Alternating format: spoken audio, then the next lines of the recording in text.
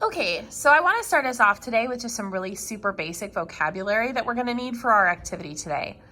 And I want to start with the concept of sig figs.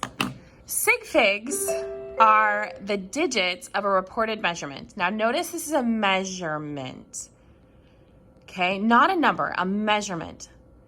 But it indicates which numbers were actually measured.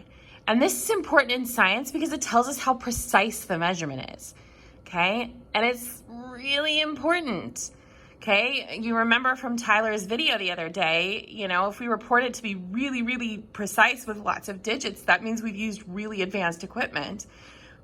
Whereas if we only have a couple of digits, that's not very precise. And that really does matter a lot, especially if you're in the pharmaceutical industry and you're making medications for people. A difference of point so many grams is a huge difference. And so your precision in pharmaceutical medicine is really, really important.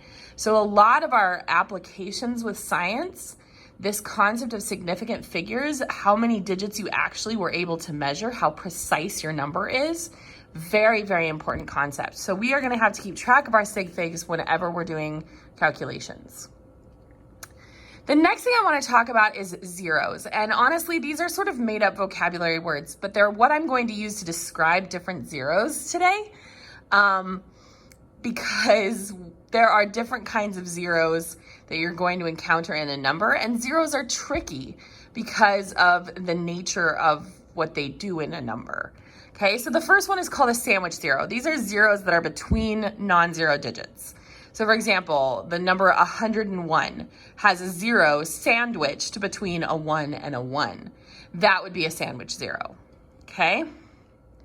Trailing zeros are the leading zeros are the zeros that come before the non-zero digits. This is like if you have a number that's a decimal, like 0.0034.